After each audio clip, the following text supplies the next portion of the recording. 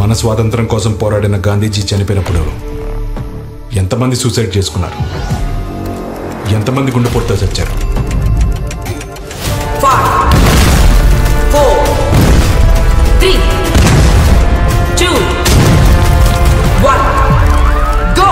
అంటే మీలా కష్టపడాలంటారు. మరి నేనైతే కొండ మీద కొబ్బరికాయలు అమ్మా, బండి మీద బత్తాయిలు అమ్మా, ఎన్నో వ్యాపారాలు చేసి ఈ స్థాయికి వచ్చా. ఊరకనైపోతారంటే పెద్దోళ్ళు. మరేంటి సార్, మీతో పాటు కాయలు అమ్ముకునే వాళ్ళు ఇంకా కాయలు అమ్ముకుంటున్నారు? మీరెలా సార్ కోటీశ్వర్లు అయిపోయారు?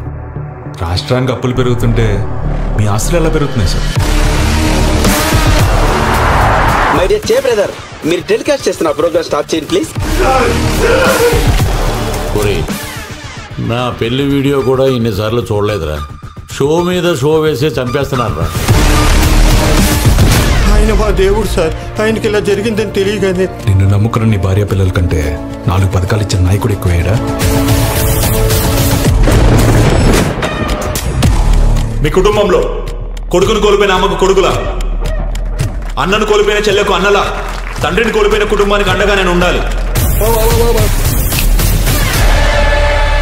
ఈసారి మనం గెలవడం చాలా కష్టం విశ్వ.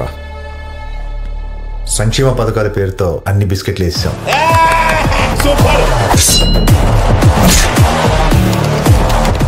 అభిమానంతోనో అనుమానంతోనో మీ వల్ల చాలా మంది ప్రాణాలు కోల్పోయారు.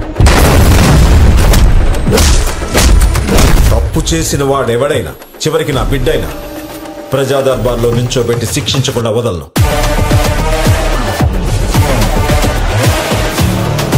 ఖచ్చితంగా మార్పు వస్తుంది. అక్షరాలు మార్చకుండా న్యూస్ రాసిన రోజు.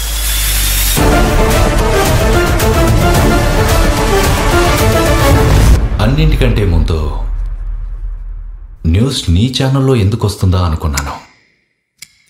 ఎవరు మీరంతా?